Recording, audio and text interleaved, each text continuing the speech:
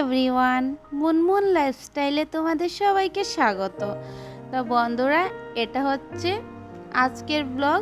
আর আজকে সকাল সকাল আমাকে উঠতে হয়েছে। তোমরা অনেকেই জানো, গতকালকে যারা আমার ব্লগ দেখেছো তোমরা অনেকেই জানো আমাকে আগের রুটিনে চলে আসতে হয়েছে।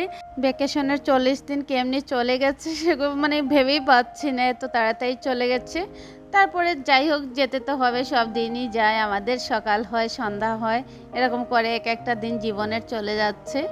তারপরে তোমরা দেখতেই পাচ্ছ এদিকে আমি সকাল সকাল আজকে আর একটু টেনশন, আমার ছেলের দেরি যেন না হয়। আজকে তো আরও হচ্ছে ইয়োগা ডে, তো ওকে হাউস ড্রেস পরে যেতে হয়েছে। আর ওর হাতে যে প্লাস্টিক অনেকটা প্রজেক্ট দিয়েছিল, আর প্রজেক্টগুলো না আমি ওর ব্যাগের মধ্যে দেইনি, কারণ ব্যাগের মধ্যে দিয়ে দিলে নষ্ট হয়ে যায় যদি, তার জন্য ওর হাতে একটা প্লাস্টিকে দিয়েছি। তারপরে তোমরা এখানে দেখতে পাচ্ছ একটা ফটো ফ্রেমের মতো কি দেখতে পাচ্ছ, সেটা আমারও এরকম হয়েছে। তো আমি সকালেও আমার হাজব্যান্ড বাজারে গিয়েছিল, আর জানি না ও কবে বানাতে দিয়েছে সেটা আমি জানি না। আর বাজার থেকে মাছও এনেছে। তারপরে ওইটা আমাদের সামনে, আমার মনে হচ্ছে আমাদের বাসার সামনে একটা দোকান আছে, সেই দোকানে ফটোর দোকান আছে, স্টুডিও আছে, তো ওইখানে বোধহয় বানাতে দিয়েছে। নইলে এত দূর তো যেত না, টাউনে, মেন টাউনে তো এত সকাল সকাল যাওয়ারই কথা না। তো দেখতেই পাচ্ছ তোমরা, আমি ওইটা খুলে নিচ্ছি, কারণ আমার না আমি ধৈর্য হারা। আর আমি না কোনো কিছু এরকম, কেউ গিফট আমাকে বলেছে এটা তোমার সারপ্রাইজ, তো আমি বলছি কি সারপ্রাইজ, দেখে নেই, তারপরে রান্নাবান্না করব গিয়ে। তো ফাইনালি আমি খুলে নিয়েছি, আর এই দেখতেই পাচ্ছি এত সুন্দর করে, এত সুন্দর, আমার পছন্দের সব ফটো দিয়ে ও বানিয়েছে। আর পছন্দের ফটো কি, যেগুলো আমি ইনস্টাগ্রামে ফটো পোস্ট করেছিলাম, তাছাড়া ফেসবুকেও বুঝতে পেরেছে এগুলোই আমার আমার খুব পছন্দের ফটো। তো ওইগুলা দিয়ে ও আমার জন্য একটা ফটো ফ্রেম বানিয়ে এনেছে। সত্যি খুব সকাল সকাল মনটা এত খুশি হয়ে গেছে, আর পুরো দিনটাই আজকে আমার ভালো গিয়েছে। আর ফটোগুলো তোমরা দেখো, সত্যি খুব সুন্দর হয়েছে। তোমরা জানাবে কিন্তু কমেন্ট করে, আমার হাজব্যান্ড আমাকে যে গিফটটা দিয়েছে কেমন লেগেছে তোমাদের। তো এখন না আমি ওইটা দেওয়ালে লাগাতে পারবো না, কারণ ওইখানে যে হুকগুলো দিয়েছে, যেগুলো যেগুলাতে আমি হ্যাঙ্গিং করে রাখবো, ওইগুলা দুটো দুটো সাইডে দুটো দিয়েছে, তার জন্য একটা হলে তো হয়তো বা যেখানে সেখানে লাগিয়ে নিতে পারতাম। এখন তো আমার দেখতে পাচ্ছি যে আমার ড্রিল মেশিন দিয়ে হোল্ড করে তারপরে ওই ফটোটা লাগাতে হবে পারফেক্ট জায়গাতে।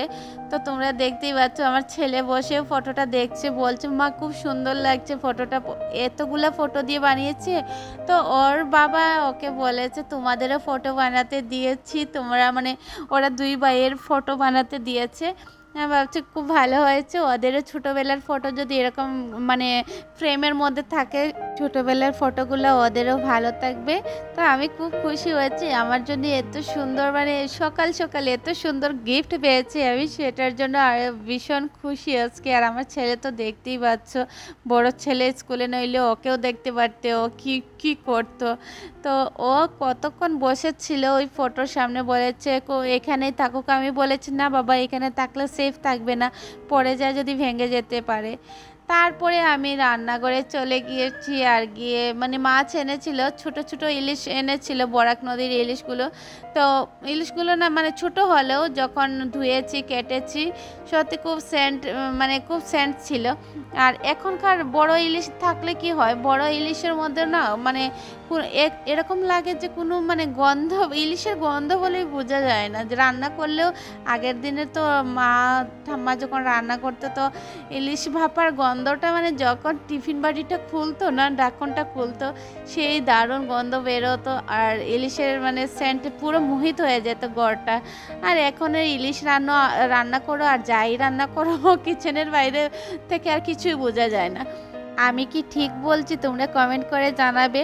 আরেকটা কথা কি, আমি মাকেও দেখেছি, আমার ঠাম্মাকেও দেখেছি, ইলিশ কোনোদিনও কেটে ধোয় না ওরা। তো আমাকে আমার ওইটাই পছন্দ, কারণ কেটে ধুয়ে নিলে তো যাও একটু একটু সেন্ট থাকে, সেগুলোই চলে যাবে। মা বলতো, মা দেখতাম আর কি, মা এরকমই করতো যে প্রথমে ভালো করে ধুয়ে নিত, তারপরে কাটার পরে আর ইলিশগুলো ধুতো না। মা বলতো পুরো সেন্ট চলে যাবে, পরে ভালো লাগবে না। তার জন্য আমি সেরকম করে ইলিশ ভাপা করেছি, টিফিন বাটির মধ্যেই করেছি। আর কি করব, আমার না এরকমই ভালো লাগে ইলিশ ভাপা। জানি না কে কীরকম, আর স্ট্যান্ডটা পাই নাই বলে একটা বাটি দিয়ে বসিয়ে দিয়েছি, তোমরা দেখতেই পাচ্ছ। আর বাকি যেগুলো ছিল ওগুলো একটু ফ্রাই করে নিচ্ছি, সেগুলো তো আর ভাপাতে দিতে পারবো না, ভাপা করব না, অন্য আরেকটা আইটেম হয়ে যাবে, যার জন্য আমি ওইগুলো ভাজি করে নিচ্ছি। আর তোমরা তো দেখতেই পাচ্ছ আমি কীরকম রান্না করছি আজকে, মানে আমি এত খুশি, তার জন্য রান্নাটাও দেখতে পাচ্ছ সেই ঝটপট করে করছি, আর ভিডিও এডিটটাও করে নিয়েছি একটু ঝটপট করে। তারপরে দেখতেই পাচ্ছ ইলিশ ভাপা হয়ে গেছে, আর ডাল ভাজি করেছিলাম সেটা আর তোমাদেরকে দেখাই নেই।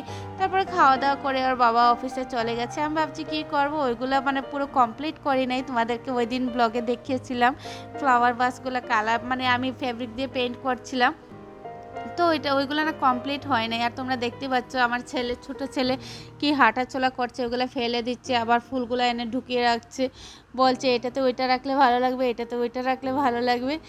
মানে শুকিয়ে গিয়েছিল, আগে অনেকটা করে রেখেছিলাম, আজকে নিচের দিকটা অল্প বাকি ছিল, সেগুলো আমি করেছি বসে বসে।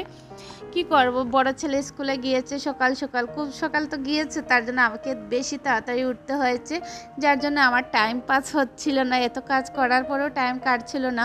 তারপরে আমি ভাবলাম ওইগুলো কমপ্লিট করে নেই, দেখতে ভালো লাগবে। আর আমি না একটা মানে ভেবেছি রুম টোর দেবো, সেটার জন্য একটু ঘরটাকে একটু সুন্দর করতে চাইছি। তারপরে ওকেও চান টান করিয়ে বসিয়ে রেখেছি, ও দাদার অপেক্ষা করছে। তো বন্ধুরা, আমার আজকে ব্লগটি কেমন হয়েছে তোমরা কমেন্ট করতে ভুলবে না। আর তোমরা নতুন হয়ে থাকলে আমার চ্যানেলটাকে প্লিজ সাবস্ক্রাইব করো, আর এরকম সাথে থাকবে, পাশে থাকবে, ভালো থাকবে, সুস্থ থাকবে। দেখা হবে নতুন একটি ব্লগে। আজকের জন্য এতটুকুই, ধন্যবাদ।